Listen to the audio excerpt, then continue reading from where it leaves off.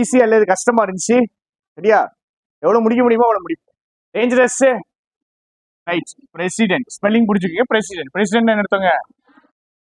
முன்னாடியா? பிரசிடென்ட்னா முன்னாடி தானே? முன்னாடி என்ன நடந்திருக்கு? சரி, இந்த வார்த்தைக்கு தேடுங்க. இது லீகல் டேர்ம்ல என்ன மீனிங்னு பாருங்க. பிரசிடென்ட்னா ஏதோ ஒன்று முன்னாடி நடந்திருக்கு. அன்பிரசிடென்ட்னா இதுக்கு முன்னாடி நடக்கலன்னு அர்த்தம். பிரசிடென்ட்ங்கிற வார்த்தைக்கு லீகல் டேர்ம், லீகல் மீனிங் என்னன்னு சொல்லுங்க.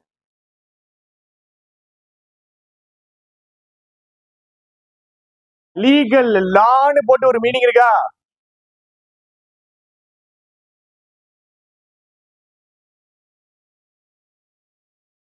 என்னங்க இருக்கு?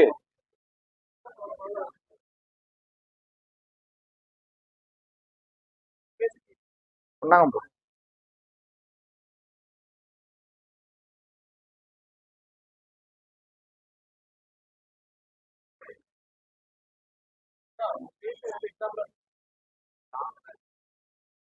பிரசிடென்ட் அப்படின்னா என்னது அப்படின்னா, இதுக்கப்புறம் வரக்கூடிய கேஸ்ல என்ன பண்ணுவாங்க? அத பாயிண்ட் இருக்குல்லங்க, அத வாசிங்க. அதுல இருக்க லான்னு போட்டிருக்க டெபினிஷனை வாசிங்க தெளிவா.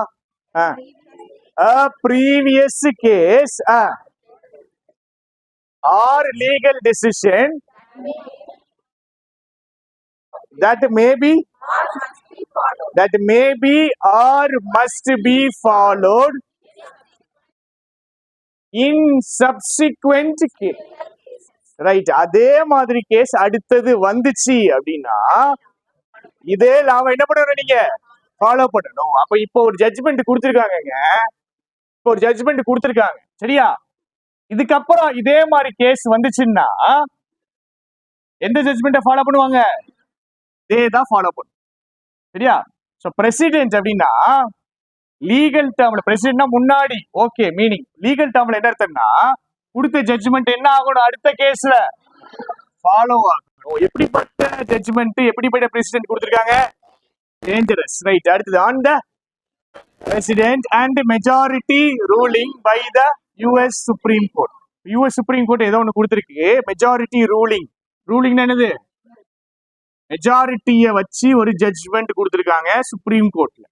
அந்த ஜட்ஜ்மெண்ட்டை நல்லதா சொல்றாங்க, கெட்டதா சொல்றாங்கன்னா எப்படி சொல்றாங்க? டேஞ்சரஸ்னு சொல்றாங்க.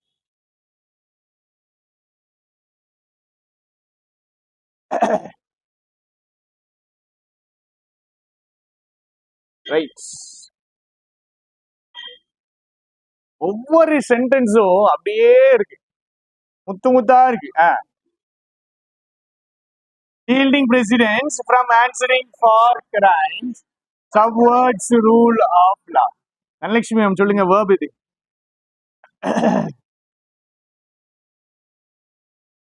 சப்வர்ட் பண்றது என்ன அர்த்தம்? குறைக்கிறது. அண்டர்மைன் பண்றது.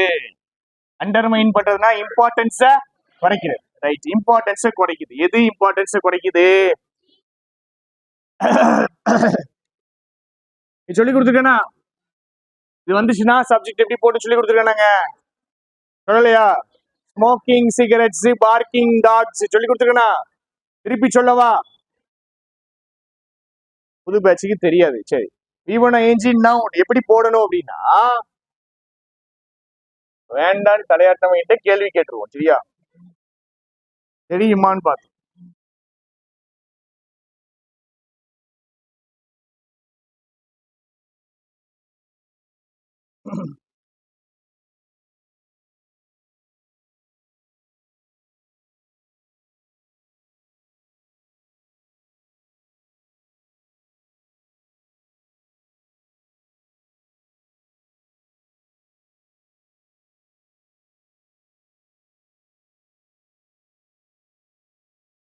அந்த ஆஸ்கர் டிஷர்ட் உன் பேர் வர மாட்டேங்குது. மணிகண்டனுக்கு முன்னாடி இந்த சைடு உன் பேர் என்னது? மார்டினுக்கு முன்னாடி தமிழ் செல்வன். சொல்லுங்க, எது சிங்குலர் எது ப்ளூரல்? இல்ல ரெண்டுமே சிங்குலரா ரெண்டுமே ப்ளூரலா?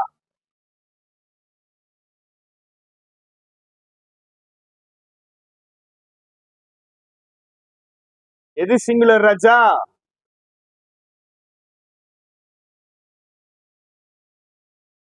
பார்க்கிங் டாக்ஸ் பைட்டா பைட்ஸா அதான் கேள்வி. பைட்டா சொல்லுங்க தமிழ்ச்செல்வன். இது ப்ளூரலா இது சிங்குலரா? ஏன் என்ன ஏன்னா ரைட் சத்தமா சொல்லுங்க.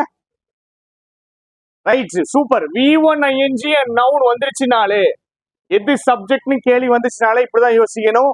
பக்கத்துல பக்கத்துல இருக்கு அப்படின்னா பக்கத்துல இருக்க நவுன் ஆக்ஷனை பண்ணுதான்னு பார்க்கணும். எங்க இது ஒண்ணு ஜெரண்டா இருக்கும் இல்லைன்னா பிரசன்ட் பார்ட்டிசிபிளா இருக்கும். கரெக்டா? ரைட். பக்கத்துல இருக்க நவுன் ஆக்ஷனை பண்ணுச்சுன்னா அதுக்கு பேரு V1 ING as adjective. அப்ப ஒண்ணு இது ஜெரண்ட்னா இது நவுன், இது பிரசன்ட் பார்ட்டிசிபிள்னா இது என்னது? அட்ஜெக்டிவ். ரைட். பக்கத்துல இருக்க நவுன் ஆக்ஷனை பண்ணுதாங்க? பண்ணுது இல்ல. அப்ப இது V1 ING as adjective. எது நவுனு? டாக்ஸ். சிங்குலரா ப்ளூரலா? அதனாலதான் என்ன போட்டிருக்கோம்? ஒயிட். ஸ்மோக்கிங் சிகரெட்ஸ் இஸ்ஸா ஆரா? அடுத்த கேள்வி. ரைட்டா? ரைட். அதே கதை தான். பக்கத்துல இருக்க நவுன் பண்ணுதா பண்ணலையா? சிகரெட்ஸா ஸ்மோக் பண்ணுது இல்ல. ரைட். அப்ப இது V1 ING as நவுன், இதுவும் நவுன். ரெண்டுல எது சப்ஜெக்ட்? அதான் கேள்வி. ஸ்மோக்கிங் வாட், சிகரெட்ஸ்ங்கிறது என்னவாயிரும்? ஆப்ஜெக்ட் ஆயிரும். ஸ்மோக்கிங் தான் சப்ஜெக்ட். ரெண்டு சப்ஜெக்டா வந்தா singular. Right. Running trains, train தானே ஓடுது. பக்கத்துல இருக்க நவுன் ஆக்ஷனை பண்ணுது. சப்ஜெக்ட் எது? ட்ரெயின்ஸ். சிங்குலரா ப்ளூரலா? ப்ளூரல். என்னாச்சு? இப்ப வாங்க நம்ம கதைக்கு. Shielding presidents. பிரசிடென்ட்ஸ் தான் ஷீல்ட் பண்றாரா? பக்கத்துல இருக்க நவுன் ஆக்ஷனை பண்ணல. Shielding whom? அப்ப பிரசிடென்ட்ஸ் என்ன ஆயிருவாங்க? ஆப்ஜெக்ட் ஆயிருவாங்க. ஷீல்டிங் தான் சப்ஜெக்ட், சிங்குலர். அதனால என்ன போடுறாங்க? சப்வேர்ட்ஸ். ஷீல்டிங் பிரசிடென்ட்ஸ் யார்கிட்ட இருந்து? ஆன்சர் பண்றதுல இருந்து. எதற்காக ஆன்சர் பண்ணணும்? அப்போ ஏதோ தப்பு பண்ணிருக்காங்க, இந்த தப்புக்காக ஆன்சர் பண்றதுல இருந்து பிரசிடென்ட்ஸ் என்ன பண்றாங்க? காப்பாத்துறாங்க. நல்லதா கெட்டதா? கெட்டதா. பின்னாடி என்னதான் வரப்போகுது? கெட்டதா வரப்போகுது. இது இம்பார்ட்டன்ஸை குறைக்குது. எதுக்கு இம்பார்ட்டன்ஸ் குறைக்குது? லாவுடைய இம்பார்ட்டன்ஸை குறைக்கும். ரூல் ஆஃப் லானா ஒண்ணு இல்லைங்க, எல்லாமே சட்டத்தின் படி, கான்ஸ்டிடியூஷன் படி தான் நடக்கணும். அதான் ரூல் ஆஃப் லா. இவங்க என்ன பண்றாங்க? பிரசிடென்ட்டுக்கு நீ தப்பு பண்ற, என்ன பண்ண வேண்டாமா? ஆன்சர் பண்ண அப்படின்னு சொல்றாங்க. சோ இது ரூல் ஆஃப் லாவை கண்டிப்பா குறைக்க போச்சு. நிவேதா மேம் ஃபர்ஸ்ட் சென்டென்ஸ் தெளிவா சரியா? The majority ruling. Majority judgment கொடுத்தது யாரு? US Supreme Court. Right. That இருக்கா? தட் என்னது? Normal conjunction. இப்ப எனக்கு மண்டேல நல்லா ஞாபகம் வச்சுக்கணும். That normal conjunction. இதுக்கு சப்ஜெக்ட் இன்னும் வரல. இதுக்கு சப்ஜெக்ட் வந்திருக்கா? இல்ல. தட் த பிரசிடென்ட்டுக்கு ஹேஸ்னா வச்சிருக்காரு. என்ன வச்சிருக்காரு? ஒன்னு அப்சல்யூட் ஆர் பிரசம்ப்டிவ். ஒன்னு அப்சல்யூட் இம்யூனிட்டி வச்சிருக்காரு, இல்லைன்னா பிரசம்ப்டிவ்னா அசம்ப்ட் இம்யூனிட்டி இருக்குன்னு அசியூம் பண்ணி. அசம்ப்டிவ் இம்யூனிட்டி ஃப்ரம்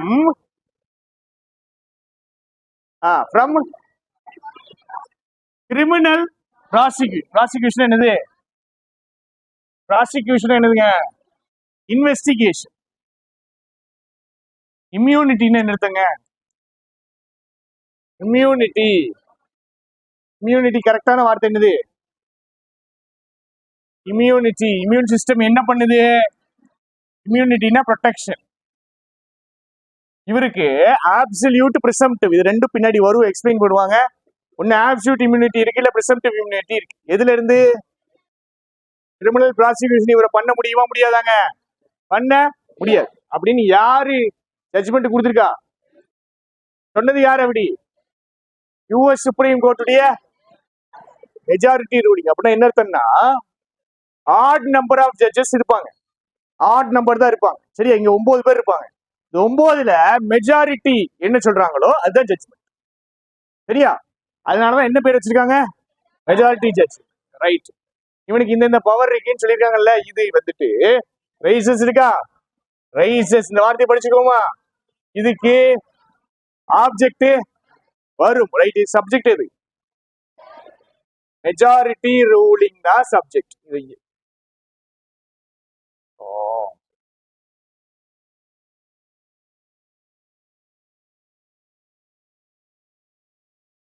மெஜாரிட்டி ரூலிங் தான் சப்ஜெக்ட்.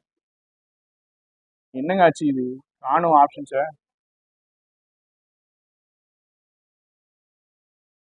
மெஜாரிட்டி ரூலிங் தான் சப்ஜெக்ட். ரைசஸ் எப்படிப்பட்ட கொஸ்டின்ஸ்? Right, disconcerting questions. இது பாசிட்டிவ் வார்த்தையா இருக்க முடியுமா, நெகட்டிவ் வார்த்தையா இருக்க முடியுமா? Disturbing questions. எதை பத்தி கேள்வி கேட்கறாங்க? நாட்டுல எது பெருசு?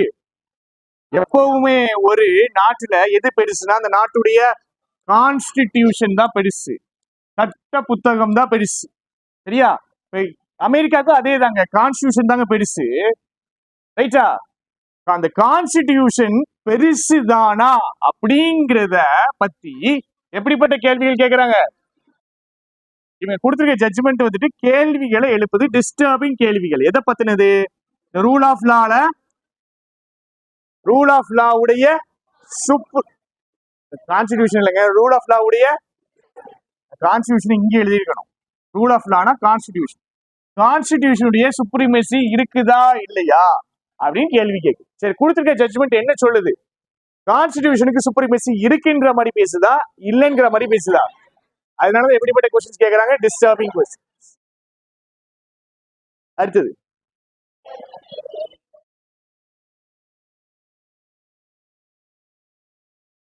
நல்லா இருக்கு.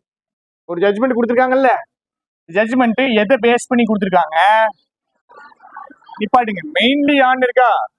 இந்த மெயின்லிங்கிறது அட்வர்ப். எதை பத்தி பேசுது? ஆனை பத்தி பேசு, ப்ரிப்போஷனை பத்தி பேசக்கூடிய அட்வர்ப். ரூலிங் எதை பேஸ் பண்ணி இருக்குது அப்படின்னா doctrine of separation of powers. Powers பிடிக்கணும்.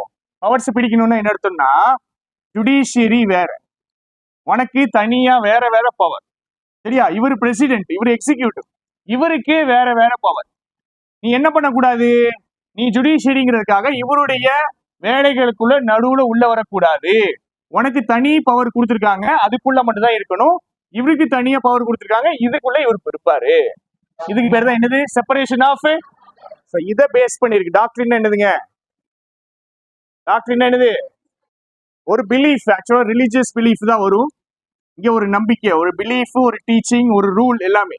செப்பரேஷன் ஆஃப் பவர்ஸ் அது மட்டும் இல்ல, and the need to insinuate the presidency from the fear of future rights. கொஞ்சம் நல்லா வாசிங்க. இன்னர் ரூலிங் பேஸ்டு ஜட்ஜ்மெண்ட் கொடுத்திருக்காங்க இல்லைங்க, எதை பேஸ் பண்ணி கொடுத்திருக்காங்க? Power separation. ஒன்னு மொதல் பாயிண்ட். அடுத்த பாயிண்ட் என்னது? ஒரு தேவை இருக்கு. சாரி, இன்சினுவேட் சொல்றாங்க. இன்சுலேட் பண்றது என்னது? இன்சுலேட் பண்றது என்ன அர்த்தங்க? கவர் பண்றது, ப்ரொடெக்ட் பண்றது. சரியா? யாரை ப்ரொடெக்ட் பண்ணணும்னு நினைக்கிறாங்க? ரெசிடென்ட் போஸ்ட் ப்ரொடெக்ட் பண்ணணுமா? எதுல இருந்து? ஃபியூச்சர்ல எவனாவது நம்ம மேல கேஸ் போட்டுருவான், கேஸ் நடத்திடுவான் அப்படிங்கிற பயத்துல இருந்து ரெசிடென்சியை என்ன பண்ணணுமா? ப்ரொடெக்ட் பண்ணணும். ரெண்டு பாயிண்ட் இருக்குது. இது மொதல் பாயிண்ட், இது ரெண்டாவது பாயிண்ட். ரைட். அண்ட் எதை பேஸ் பண்ணி இல்ல? கான்ஸ்டிடியூஷனல் டெக்ஸ்ட் பேஸ் பண்ணி இல்ல. இதான் நான் என்ன சொன்னேன்? Rule of law. அப்படிதானே? அப்ப இதை பேஸ் பண்ணி தான் இருக்கணும். ஆனா இதை பேஸ் பண்ணி ரைட். இது வரைக்கும் ஒரு ஃப்ரேஸ். அடுத்து the court right, court dominate பண்ணப்பட்டது. V3 as judge. எப்படிப்பட்ட ஜட்ஜஸ் தான் இருக்காங்க? ஸ்ட்ரிக்டான ஜட்ஜ் தான் இருக்காங்க, ரூல்ஸை ஃபாலோ பண்ற ஜட்ஜ் தான் இருக்காங்க.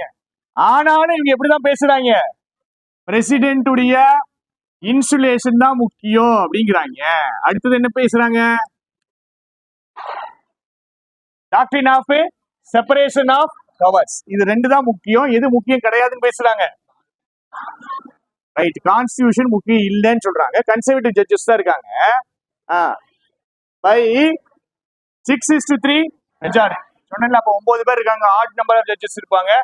இவங்க என்ன பண்ணிருக்காங்கன்னா as rule in favor of presidential இவங்க என்ன சொல்லிட்டாங்க, பிரசிடென்ட்டை என்ன பண்ணி தான் ஆகணும், ப்ரொடெக்ட் பண்ணி தான் ஆகணும்ன்றாங்க. ஆனா இது எதை பேஸ் பண்ணி இல்லைன்னா இவங்களுடைய கான்ஸ்டிடியூஷனை பேஸ் பண்ணி இல்லை. ரைட், இப்பதான் ஸ்பெசிபிக் கதைக்குள்ள போறோம். சரியா, இது எல்லாம் நடக்கிறதுக்கு காரணமே இவரால தான். இந்த ஆள் ஏதோ பூந்து விளாண்டுருப்பாப்புல. ரைட்டா, அதுதான் பிரச்சனை.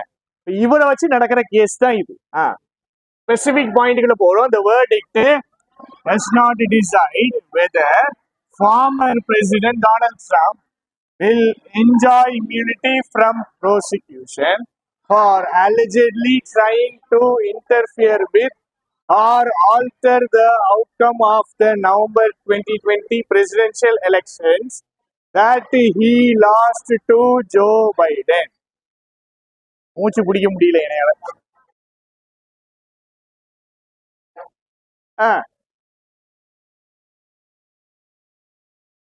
வேர்டிக்ட் டிசைடு பண்ணல. என்ன டிசைட் பண்ணல, இவன் தானே ஃபார்மர் பிரசிடென்ட், இவனுக்கு இம்யூனிட்டி இருக்குமான்னு டிசைடு பண்ணல. எதுல இருந்து, ப்ராசிக்யூஷன்ல இருந்து. எதுக்காக, ஃபார் ப்ரூவ் பண்ணல, குற்றச்சாட்டு வைக்கிறாங்க. என்ன குற்றச்சாட்டு, இவன் எதை பண்றான், ஒன்னு இன்டர்ஃபியர் பண்றாரு, இல்லைன்னா trying to interfere with or trying to alter the. அப்போ ஒரு எலெக்ஷன் நடக்குதுங்க, அந்த எலெக்ஷனுடைய ரிசல்ட்ட 2020 ஒரு எலெக்ஷன் நடக்குது. அதுக்கு முன்னாடி தலைவர் தான் பிரசிடென்ட். இவர் என்ன பண்றாரு அப்படின்னா, இந்த எலெக்ஷனுடைய ரிசல்ட்ட சேஞ்ச் பண்ண பாக்குறாரு, இல்ல அதுக்கு இன்டர்ஃபியர் பண்ண பாக்குறாரு. இப்ப இது ஒரு தப்பு தான். எலெக்ஷனை ஃபேரா ஃப்ரீயா நடத்தணும். ஆனா இவர் உள்ள பூந்து குழப்ப பாக்குறாரு.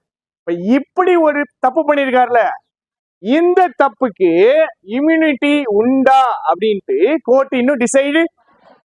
ரைட்டா, 2020 பிரசிடென்ஷியல் எலெக்ஷன்ஸ் இருக்குல்ல, அந்த எலெக்ஷன்ல தான் தலைவர் இன்டர்ஃபியர் பண்ணி என்ன பண்ணாப்ல, தோத்துட்டாப்ல. சரியா, தட்ங்கிறது எலெக்ஷன்ஸுக்கு ஆகும்.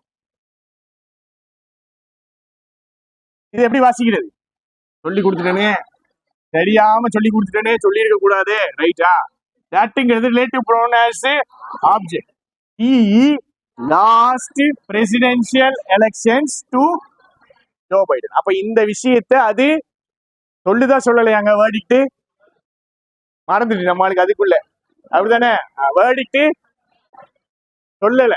ரைட்டா, அடுத்தது அடுத்த வார்த்தை எந்த வார்த்தை இருக்கு, அதுக்கு பதிலா சொல்லல. ஆனா என்ன சொல்லுதுன்னா, it lays down a threshold test for any intended persecution of president to see whether the act kind of involved the exercise of a core constitutional duty or was an official or unofficial rights.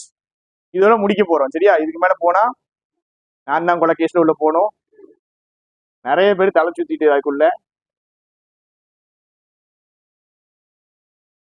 நாளைக்கு நம்ம continue பண்ண போறது கிடையாது. நாளைக்கு editorial தான். Right, அதற்கு பதிலாக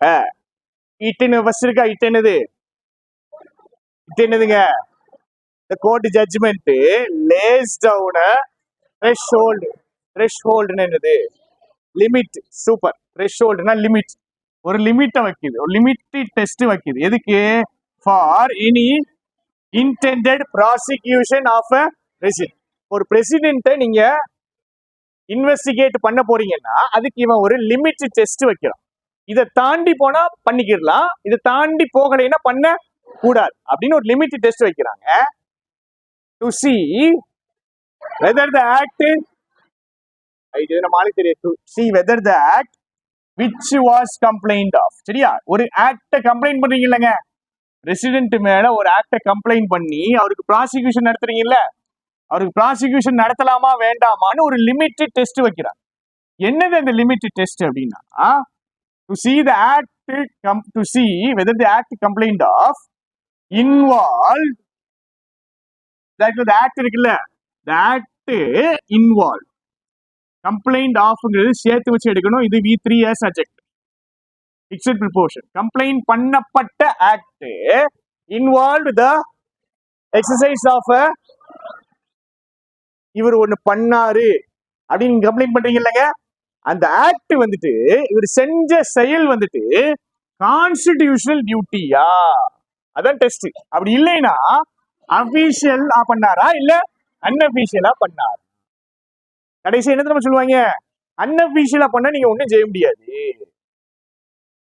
அவரு செஞ்சார்ல, செஞ்சதுக்கு ப்ராசிக்யூஷன் பண்ணணும் அப்படின்னா அவர் செஞ்ச ஆக்ட் எப்படி பண்ணாரு, அபிஷியலா போஸ்ட் அவரு போஸ்ட் இருந்து பண்ணாரா இல்ல ஒரு குடிமகனா சாதாரண குடிமகனா பண்ணாரா இல்ல ஒரு அன்அபிஷியலா சாதாரண மனுஷனா பண்ணாரா. இந்த சாதாரண மனுஷனா பண்ணாரு அப்படின்னா அவரை என்ன பண்ண முடியாதுன்றவாங்க, பனிஷ் பண்ண, அப்படிதான் பேச போறேன். பேசிக்கா இவங்க என்ன பண்ணல, டொனால்ட் ட்ரம்ப் உடைய கேஸுங்க, அவர் ஒத்த ஆளுக்கு ஜட்ஜ்மெண்ட் கொடுத்தாங்களா, அவர் ஒத்த ஆள் கேஸுக்கு ஜட்ஜ்மெண்ட் கொடுத்தாங்களா, எலெக்ஷனுக்குள்ள உள்ள போயிட்டாப்ல. அப்ப அவரு பண்ணது கரெக்டா தப்பான்னு அவருக்கு ஜட்ஜ்மெண்ட் கொடுக்கல, அதுக்கு பதிலா எல்லாத்துக்கும் அதனால பிரசிடென்ட்னு போட்டோம். அப்படின்னா என்ன அர்த்தம், இனிமேல் வரக்கூடிய இவங்க என்ன பண்றாங்க அப்படின்னா ஒரு டெஸ்ட் வைக்கிறாங்க, லிமிட்டட் டெஸ்ட் ஃபார் எனி எந்த ஒரு இன்டெண்டட் பர்சிக்யூஷன் நீங்க பண்ணீங்கன்னாலும் நீங்க என்ன முடிவு பண்ணணும் அப்படின்னா, நீங்க ஒரு ஆக்ட கம்ப்ளைண்ட் பண்றீங்கல்ல, அந்த ஆக்ட்ல கோர் கான்ஸ்டிடியூஷனல் டியூட்டியை அவர் பண்ணாரா இல்ல அபிஷியலா பண்ணாரா இல்ல அன்அபிஷியலா பண்ணாரா அப்படின்னு முடிவு பண்ணணும் அப்படிங்கிறாங்க. சரியா?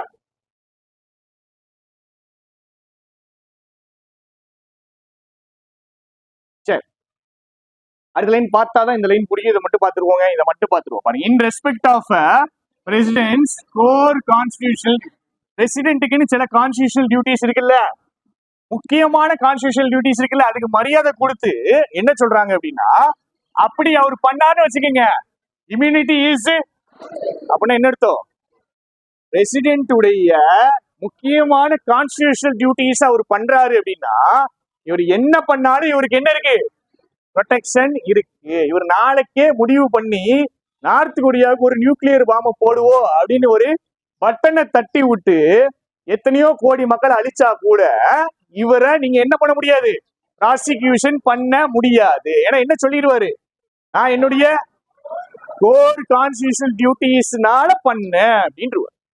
அப்ப இந்த லெவல்ல இவருடைய இம்யூனிட்டி வந்துட்டு ஆப்சல்யூட்டா டெஃபினிட், எதுக்குமே அவரை தப்புன்னு சொல்ல முடியாது. ஏன்னா என்ன சொல்லிடுவார், நான் என்னுடைய வேலையை பார்க்கிறேன், பிரசிடென்டா என்னுடைய கடமையை செய்யறேன் அப்படின்றார். அடுத்த பாயிண்ட், ஃபார் மற்ற அபிஷியல் ஆக்ட்ஸ், மற்ற official ஆக்ட்ஸ்க்கு he enjoys presumptive immunity. அப்படின்னா என்ன அர்த்தம் தெரியுமா, that is he is presumed to be immune unless rebutted by facts.